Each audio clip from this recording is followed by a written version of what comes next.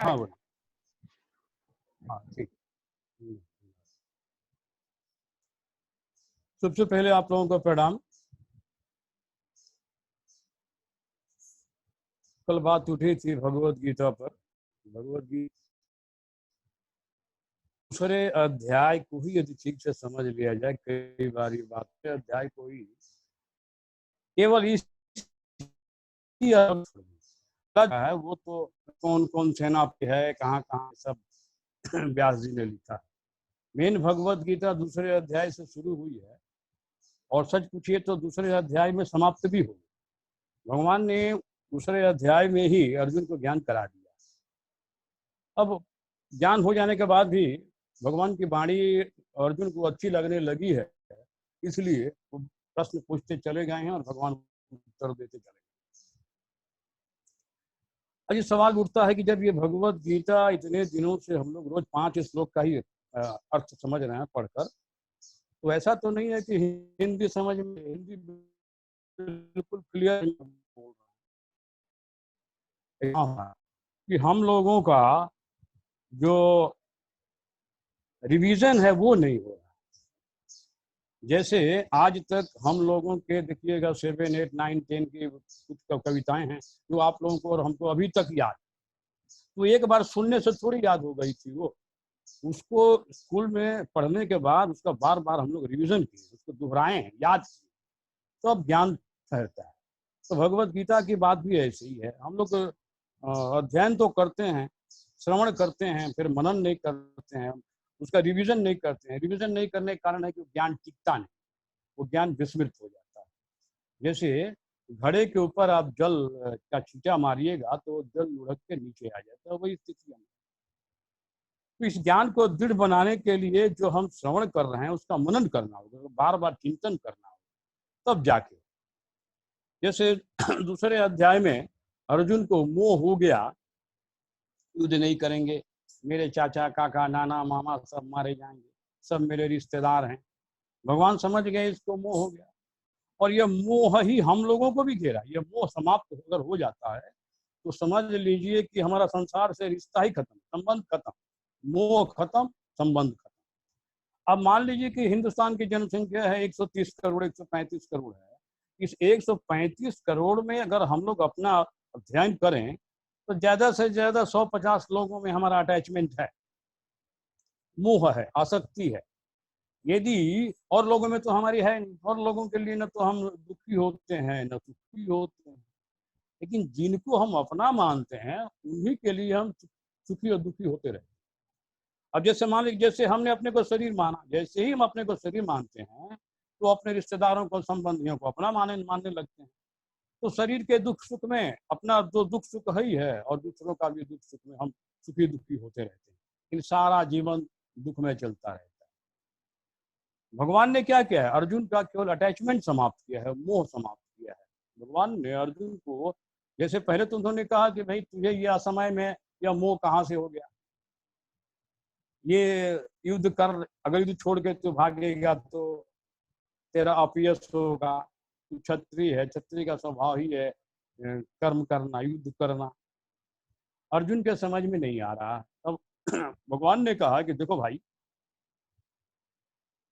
तुम इनको अगर मानते हो कि मारेंगे तो सारे जीव जन्म से पहले अप्रकट रहते हैं और मृत्यु के बाद भी अप्रकट हो जाएंगे। जन्म से पहले जब ये अप्रकट थे, मृत्यु के बाद अप्रकट हो जाएंगे, तो जब बीच में ये दिखाई दे रहे हैं तो ये भी अप्रकट है।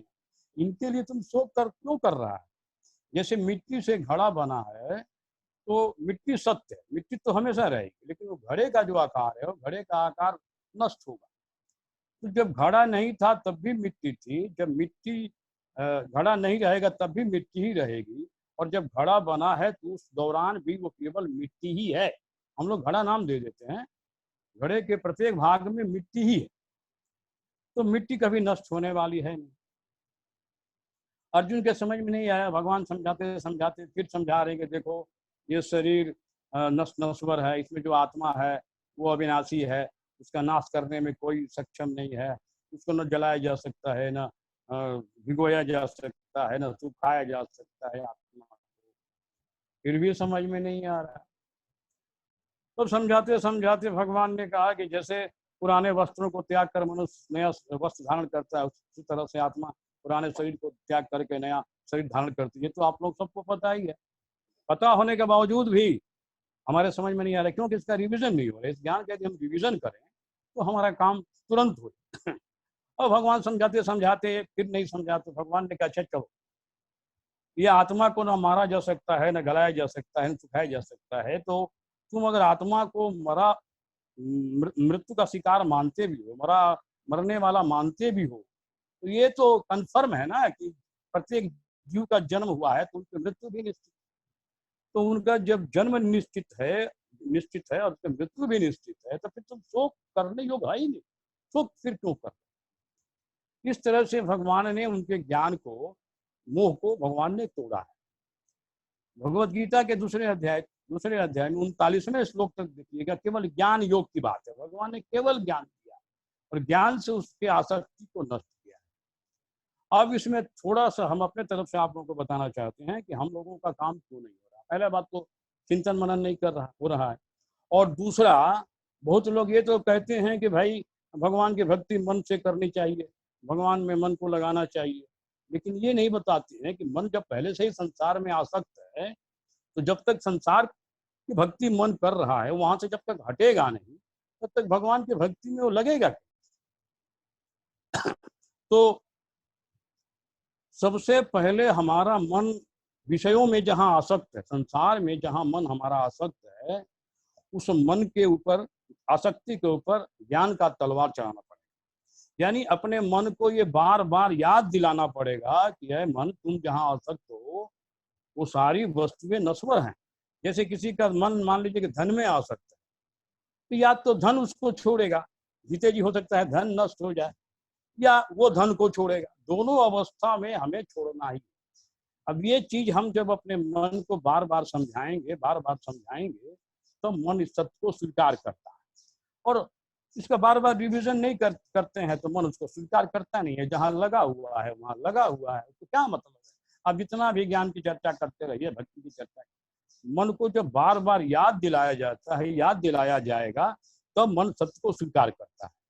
तो हम यदि मन को हमेशा बार बार याद दिलाते रहें कि संसार नश्वर है, तुम जहाँ आसक्त हो वो सारी वस्तुएं नश्वर हैं, जब भी कोई वस्तु नष्ट होगी तो तुम्हें दुख होगा, प्राप्त होने पर सुख होगा और नष्ट होने पर दुख होगा, और सारी वस्तुएं ही नश्वर। इस तरह से जब ज्ञान का तलवार हम अपने मन के आसक्ति पर जब चलाएंगे, तब मन धीरे धीरे उस सत्य को स्वीकार करता है।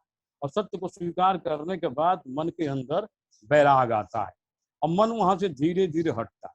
और मन जब धीरे धीरे वहां से हटेगा, तब मन आपसे काम मांगेगा, भैया हमको अब काम दो, क्योंकि तुम तो बोल रहे हो कि संसार नश्वर है, संसार में कार्य मत करो। तो उसको काम यही देना है कि जैसे वहां से हटे वैसे ही हमको ईश्वर में लगाना है। दूसरी बात यह है कि संसार में सबसे बड़ी जो भगवत प्राप्ति में बाधक है वो हमारी कामना है। इसलिए मैं कहता हूँ कम से कम 2-4 महीने के लिए ही सारी कामनाओं का त्याग करें। सारी कामनाओं का त्याग करते ही हमारे वेदों में कहा गया है कि तुम्हारा आनंद प्रकट हो जाए। बिना भक्ति किए ही जो तुम्हें चाहिए आनंद वो मिल जाए। एक कामना ने उसको दबा कर, जैसे गीता में भगवान ने कहा है ना कि धुएं ने अग्नि को ढक के रखा है, दर्पण को मैल ने ढक के रख दिया है। उसी तरह से हमारे ज्ञान और आनंद को ये काम ने, माने कामना ने ढक के रख दिया। कामना के शॉर्ट फॉर्म को ही काम कहते हैं, इसका दूसरा कोई माने नहीं। तो कहने का मतलब क्या हुआ, इसमें केवल सांसारिक कामना नहीं, मुक्ति और भुक्ति दोनों, मुक्ति की भी कामना त्याग देने को कहा गया। मुक्ति भी कामना गई, भुक्ति की भी कामना गई। संसार और मोक्ष दोनों की कामना को निकाल देना। हमें ईश्वर की प्राप्ति के अलावा कुछ भी नहीं, गोविंद की प्राप्ति के अलावा कुछ भी स्वीकार्य नहीं। अगर भगवान कहें भी कि भैया तुम कुछ मुझसे मांग लो, तो ये कहने की जो आपसे कीमती कोई वस्तु हो तो वो हमें दे। यदि आपसे कीमती कोई वस्तु, कॉस्टली कोई वस्तु हो तो वो वस्तु हमें दे।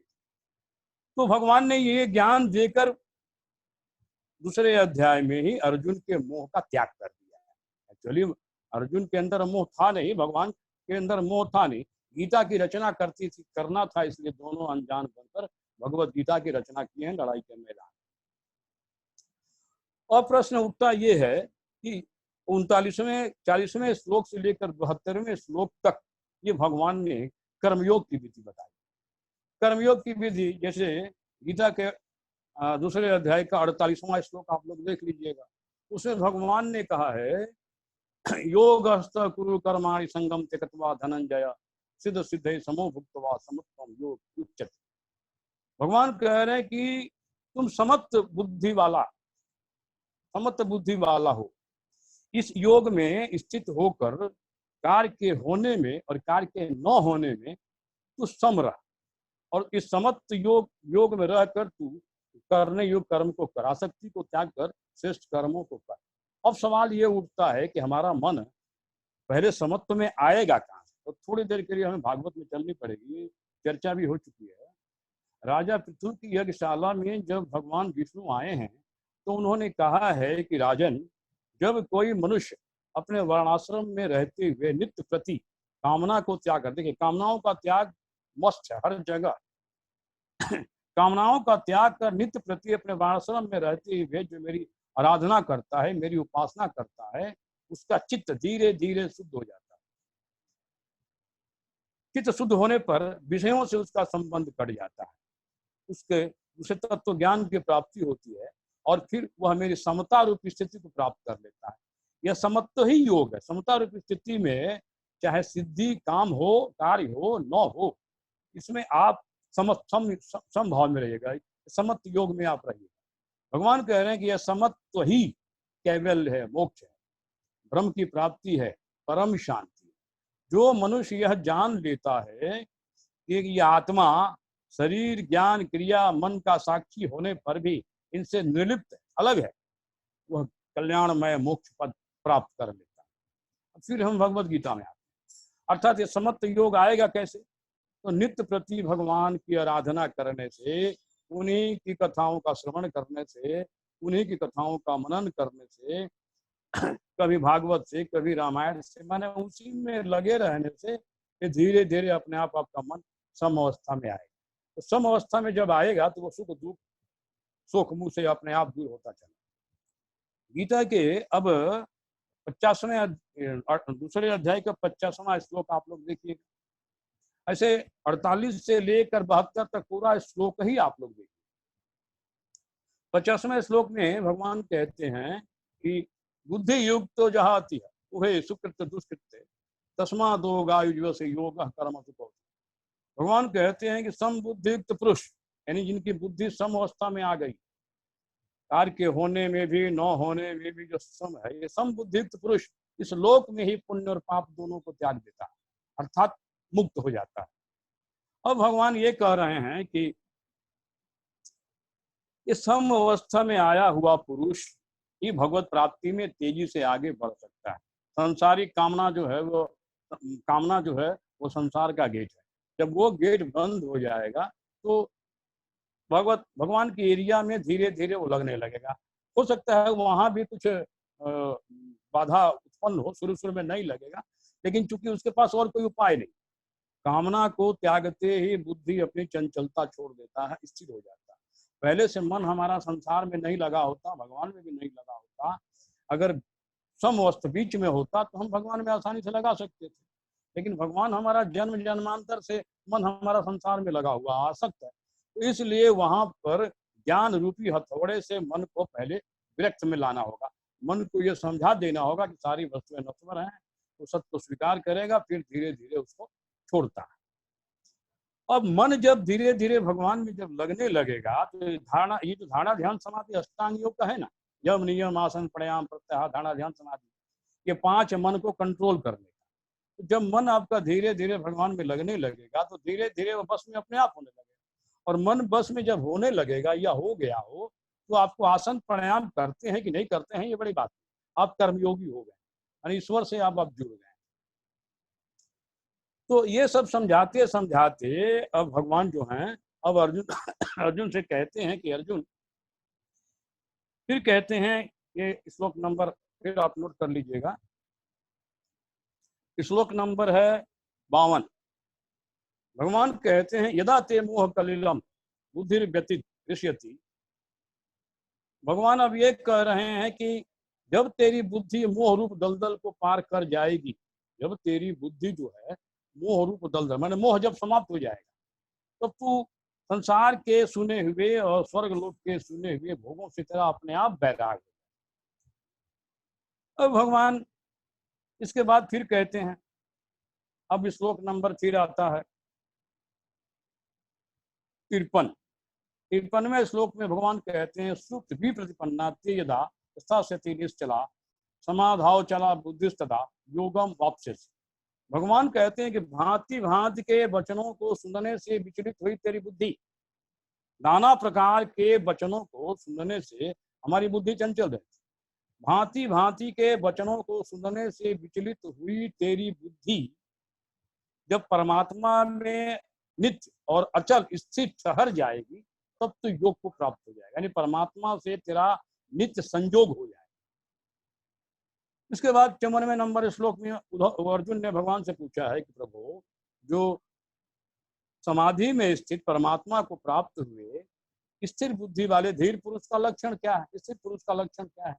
इसके बाद ही वो 18 श्लोक में भगवान बताएं, अर्थात जैसे ही हमारा मन संसार की आसक्ति छोड़ेगा, वैसे ही यदि आप अपने मन को भगवान में, भगवान के नाम गुण लीला धाम में, उन्हीं की कथा में, उन्हीं की भक्ति में जब लगाइएगा, शुरू में तो नहीं लगेगा, लेकिन बाद में धीरे धीरे वो लगता चला जाएगा, और लगने के बाद वो वहां पर ठहर जाएगा, क्योंकि तब तक ईश्वर का जो आनंद है वो आपको मिलना शुरू हो। इसमें कामनाओं का पूर्णतः त्याग आपको करना ही पड़ेगा। अब जब अर्जुन पूछे हैं भगवान से कि प्रभु उसका लक्षण बताइए, तो 55वें श्लोक से 72 श्लोक तक भगवान उसका लक्षण बताएं। अब भगवान 55वें श्लोक में कहते हैं कि प्रजहाति यदा कामान सर्वान् पार्थ मनोगतान् आत्मन्यवात्मनः तुष्ट स्थित प्रज्ञ दोचति। भगवान कहते हैं कि जिस काल में यह पुरुष, जिस समय यह पुरुष अपने मन में स्थित संपूर्ण कामनाओं का भली भांति त्याग देता है और आत्मा से आत्मा में संतुष्ट रहता है, वह स्थित प्रज्ञ, यानी उसकी बुद्धि जो है परमात्मा में ठहर गई। अब ये भगवत गीता का जो दूसरा अध्याय है, ये इतने में ही अगर हमारे समझ में आ जाए तो हमारा सारा काम हो जाए। अब गीता के आप दूसरे अध्याय में 68वां श्लोक देखिएगा। 68वां श्लोक में भगवान कहते हैं कि तस्मादस्य महाबाहो निगृहीतानि सर्वत्र इंद्रियाणि निन्द्रियार्थे व्यस्त प्रज्ञा प्रतिष्ठित। भगवान कहते हैं कि जिसने अपने इंद्रियों को इंद्रियों के विषयों से हटा लिया है, उसकी बुद्धि स्थिर है। कहने का मतलब ये होगा कि जैसे जैसे आपका मन भगवान में लगता जाएगा, वैसे वैसे इंद्रियां स्वतः हटती जाएंगी। इंद्रियों को आपको ज्यादा प्रेशर देने की जरूरत नहीं, दबाव देने की जरूरत नहीं। जैसे जैसे मन भगवान में लगता जाएगा, वैसे वैसे इंद्रियां हटती जाएंगी, क्योंकि इंद्रियां मन के बिना कार्य नहीं करती। इंद्रियां जो हैं, मन अगर उनके साथ न रहे तो सारी इंद्रियां बेकार हो जाती है। अगर आंख के साथ मन न रहे, भले संसार में आंख संसार के स्वरूप को देखती रहे, लेकिन उसका प्रभाव आपके ऊपर नहीं पड़ेगा। कान संसार की सारे बातों को सुनता रहे, मन वहां से हटा हुआ है, तो उन बातों का प्रभाव आपके ऊपर नहीं पड़ेगा। जैसे उदाहरण के तौर पर ले लीजिए, किसी के मन में किसी प्रकार का दुख हो, कोई दुर्घटना उसके साथ घटी हो और उसका मन दुख में हो, और वो मन उस दुख पे लगा हुआ है। अब चूंकि मन उस दुख पे लगा हुआ है, इसलिए आप संसार में कहीं भी जा रहे हैं, आंख आपको कुछ भी देख रही है, प्रभाव नहीं पड़ेगा। कान कुछ भी सुन रहा है, प्रभाव नहीं पड़ेगा। क्यों नहीं पड़ेगा?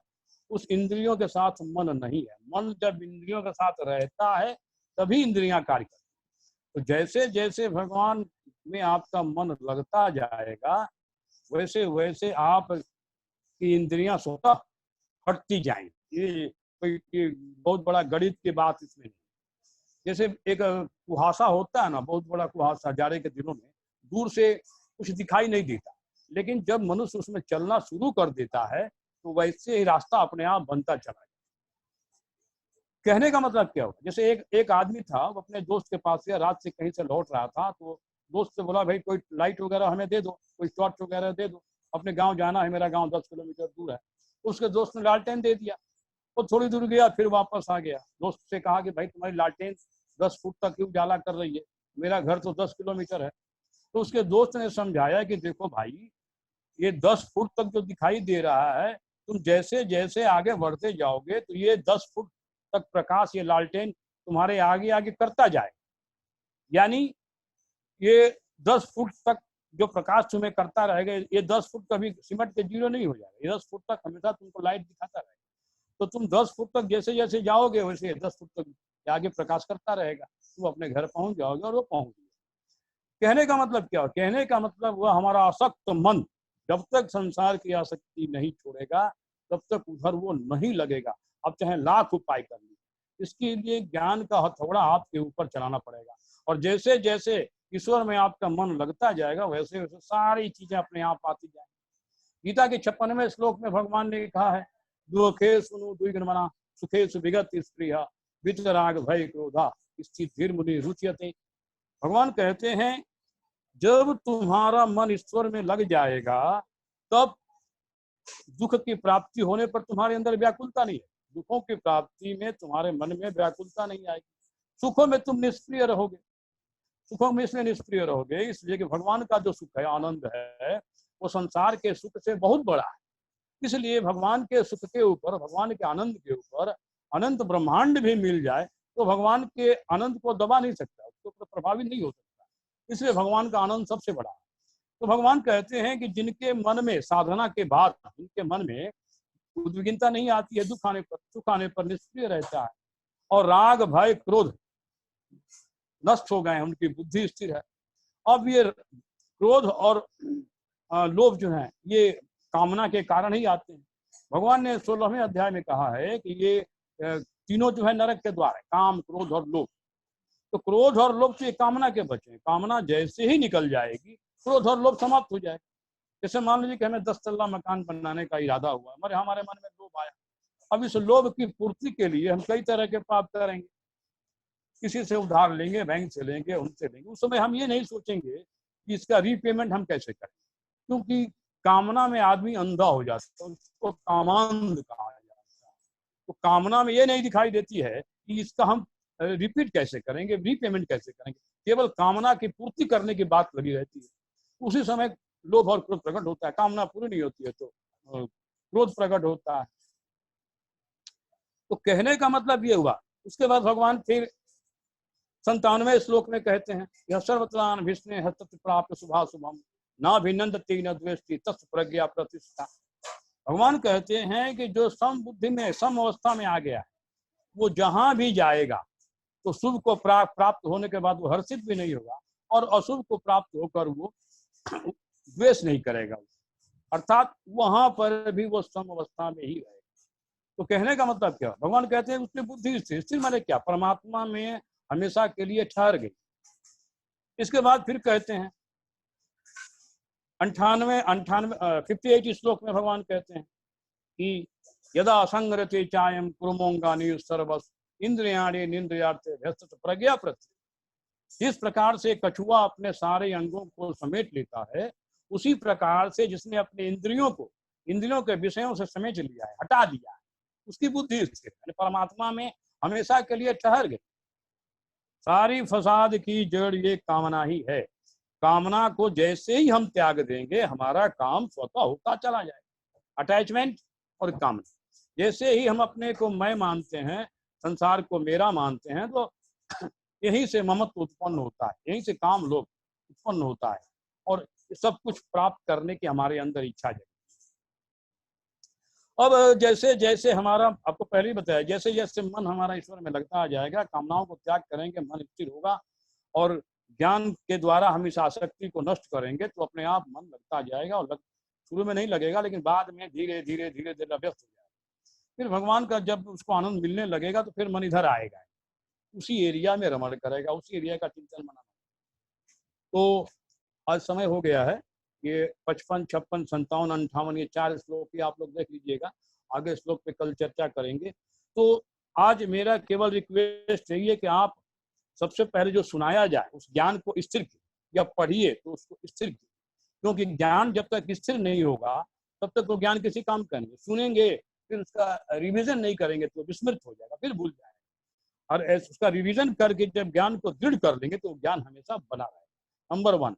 और अटैचमेंट के लिए अपने विवेक रूपी तलवार को उस आसक्ति पर चलाना पड़ेगा हमेशा कि मन तुम जहां भी आसक्त हो, सारी वस्तुएं नश्वर हैं और इस नश्वर चीज में तुम आसक्त रहोगे तो नष्ट होगी, तो तुम्हें दुख ही प्राप्त होगा, पीड़ा प्राप्त होगी। तब मन सत्य को स्वीकार करता है, धीरे धीरे वहां से हटता है।